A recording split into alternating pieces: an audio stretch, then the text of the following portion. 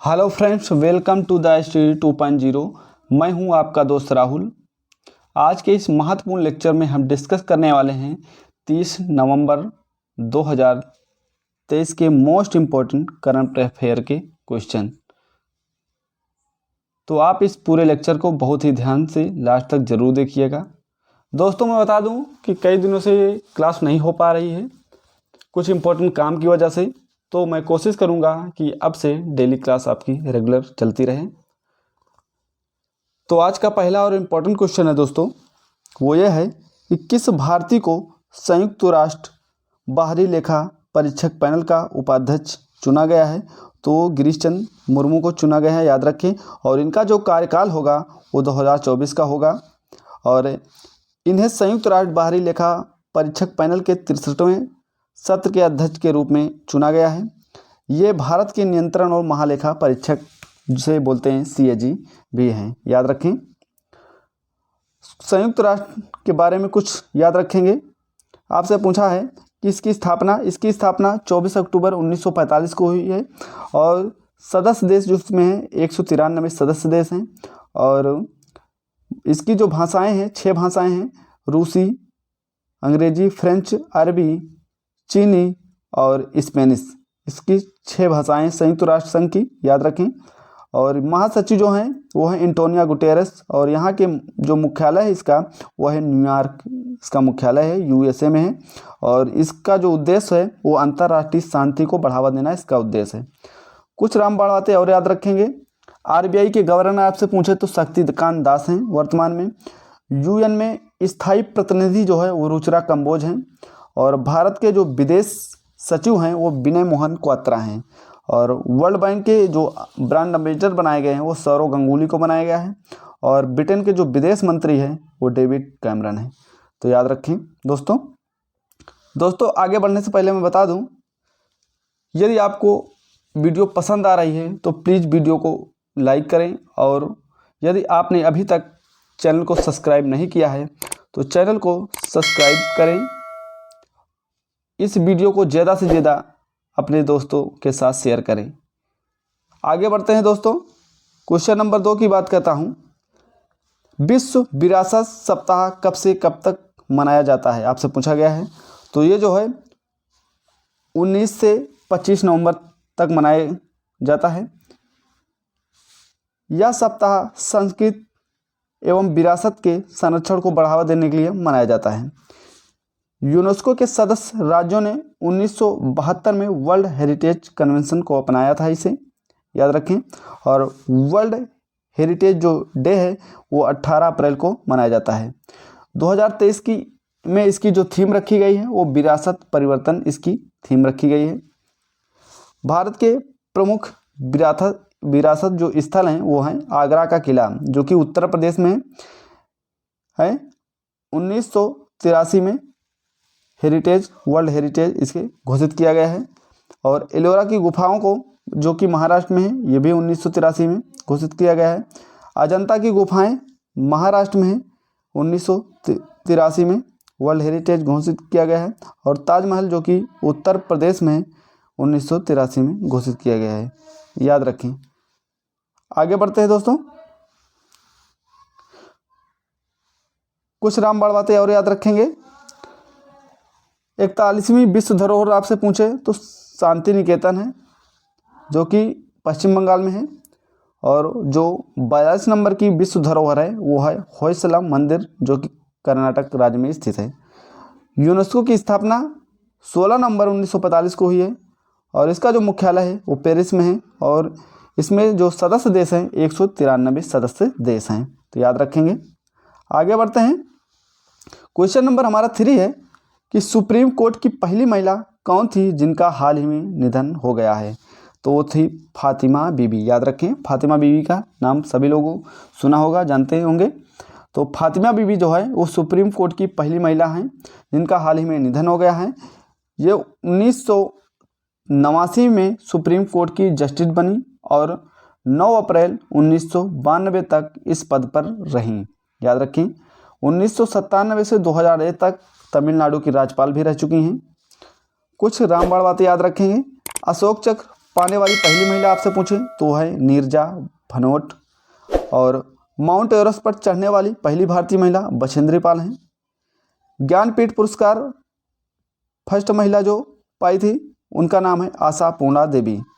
और भारत की फर्स्ट महिला डॉक्टर आपसे पूछे तो वो आनंदी गोपाल जोशी भारत की पहली महिला डॉक्टर हैं। और भारत की फर्स्ट महिला आईपीएस वो थी किरण बेदी। और फर्स्ट महिला पायलट आपसे पूछे तो सरला ठकराल है, याद रखें। और भारत की जो फर्स्ट महिला ट्रेन ड्राइवर बनी है वो सुरेखा यादव हैं, भारत की पहली महिला ट्रेन ड्राइवर, तो याद रखेंगे। चलते हैं, बढ़ते हैं आगे। क्वेश्चन नंबर हमारा 4 है, नई दिल्ली में किस देश के दूतावास को स्थायी रूप से बंद कर दिया गया है? तो अफगानिस्तान के दूतावास को नई दिल्ली में स्थायी रूप से बंद कर दिया गया है। अफगानिस्तान का कहना है कि भारत सरकार की लगातार चुनौतियों का सामना करना पड़ रहा था, इसीलिए अफगानिस्तान ने इस दूतावास को अस्थायी रूप से बंद कर दिया है, याद रखें। रामबाण बातें और याद रखेंगे कुछ अफगानिस्तान के बारे में। राजधानी इसकी काबुल है और यहाँ के जो प्रधानमंत्री हैं हसन आखुंद हैं, याद रखें। और जो मुख्य न्यायाधीश हैं यहाँ के अब्दुल हकीम हक्कानी हैं। और सर्वोच्च नेता यहाँ के जो हैं वो है हिबतुल्लाह अंखुदजादा, यहाँ के सर्वोच्च नेता हैं। नोट में याद रखेंगे, तालिबान ने अफगानिस्तान पर 15 अगस्त 2021 को कब्जा कर लिया है, तो इस बात को याद रखेंगे। आगे बढ़ते हैं, क्वेश्चन नंबर 5 की बात करते हैं। क्वेश्चन नंबर हमारा 5 है, खेलो इंडिया पैरा गेम का पहला संस्करण आयोजित किया जाएगा कहाँ पर? तो ये दिल्ली में इसका आयोजन किया जाएगा, याद रखें। घोषणा जो इसकी है वो युवा मामले और खेल मंत्री अनुराग ठाकुर ने इसकी घोषणा की है, याद रखें। और जो पहला संस्करण है इसका ये वो 10 से 17 दिसंबर तक चलने वाला है नई दिल्ली में। 5वां खेलो इंडिया यूथ गेम 2023 के बारे में जान लेते हैं। इसका जो आयोजन है वो मध्य प्रदेश में किया जा रहा है, 8 शहरों में, याद रखें। और इसका जो शुभांकर है वो आशा है, आशा जो कि चीता है एक, याद रखें। और जो इस बार थीम है वो हिंदुस्तान का दिन धड़का दो, इस बार की थीम है। प्रथम जो है इसमें जो प्रथम स्थान पर आया था वो था महाराष्ट्र, याद रखें। महाराष्ट्र इसमें पहला स्थान प्राप्त किया था, जिसमें से 56 स्वर्ण पदक थे। कुल पदक 161 पदक महाराष्ट्र लाया था, जिसमें से 56 स्वर्ण पदक महाराष्ट्र ने लाया।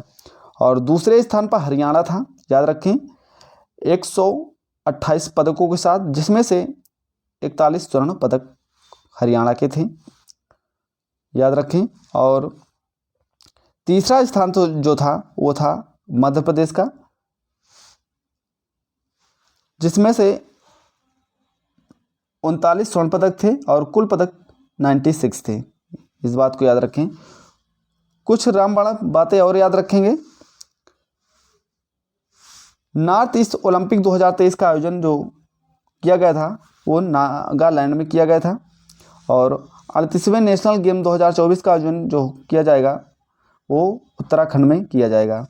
और खेलो इंडिया यूथ गेम 2023 का आयोजन ये मध्य प्रदेश में किया गया है, और जिसमें से विजेता जो था वो महाराष्ट्र था। और 2018 का आयोजन जो है खेलो इंडिया यूथ गेम 2018 का आयोजन ये नई दिल्ली में किया गया था, जिसमें विजेता हरियाणा था, याद रखें।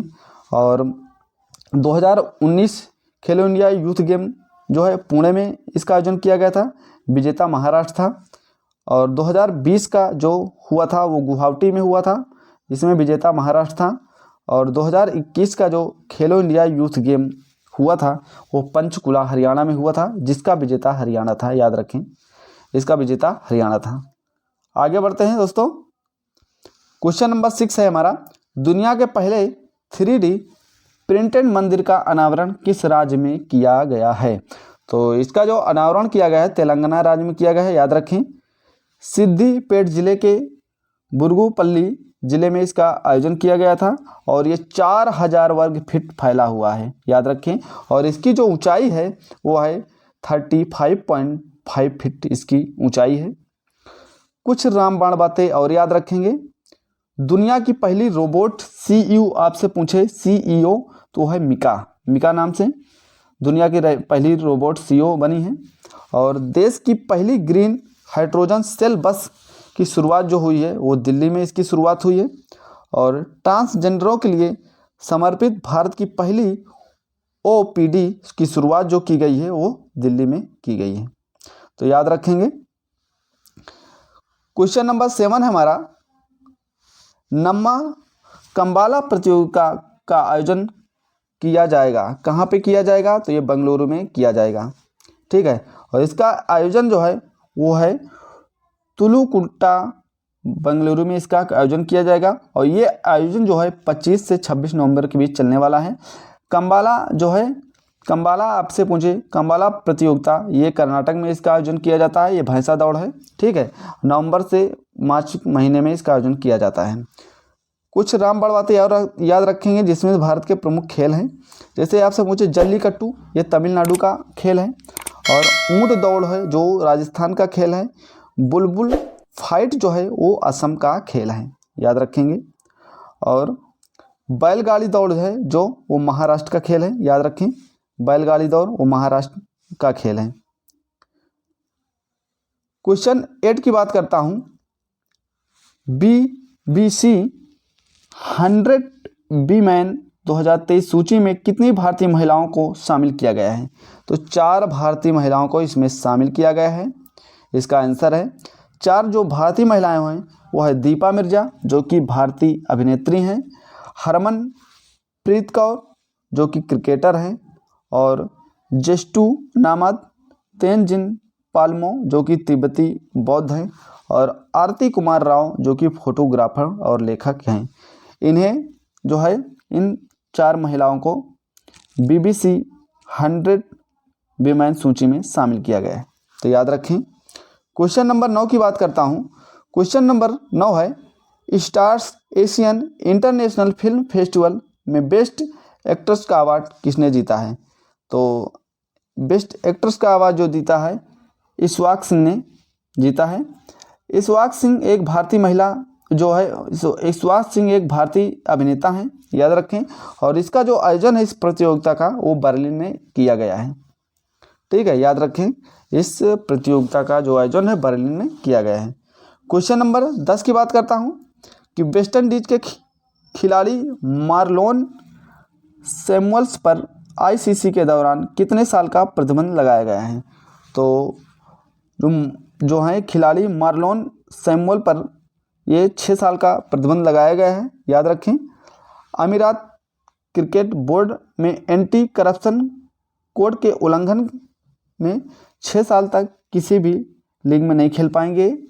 इन्हें एंटी करप्शन बोर्ड के उल्लंघन में इन्हें प्रतिबंध लगाया गया है, याद रखें। और साल 2020 में इंटरनेशनल क्रिकेट से रिटायरमेंट ले भी चुके हैं ये। तो ICC के बारे में जान लेते हैं। ICC की स्थापना 15 जून 1909 को हुई है और इसका मुख्यालय जो है ICC का दुबई में है। और इसके जो अध्यक्ष हैं वो ग्रेग बर्कले हैं और इसके जो CEO हैं वर्तमान में वो जियोफ एलार्डिस इसके CEO हैं ICC के। तो याद रखें ICC के CEO जो हैं वो है जियोफ एलार्डिस ICC के CEO हैं, इस बात को याद रखें, ठीक है दोस्तों। तो दोस्तों मैंने आज के 10 इम्पोर्टेंट क्वेश्चन डिस्कस किए हैं जो कि आपकी परीक्षा के लिए काफ़ी इम्पोर्टेंट हैं। दोस्तों यदि आपको मेरी वीडियो पसंद आ रही है तो लाइक करें, और यदि आपने अभी तक चैनल को सब्सक्राइब नहीं किया है तो चैनल को सब्सक्राइब करें और इस वीडियो को ज़्यादा से ज़्यादा अपने दोस्तों के साथ शेयर करें। यदि आपको इस वीडियो से संबंधित कोई सुझाव देना है तो आप कमेंट सेक्शन में दे सकते हैं। तो आज का वीडियो यहीं तक दोस्तों। जय हिंद, जय भारत। मिलते हैं नेक्स्ट वीडियो में।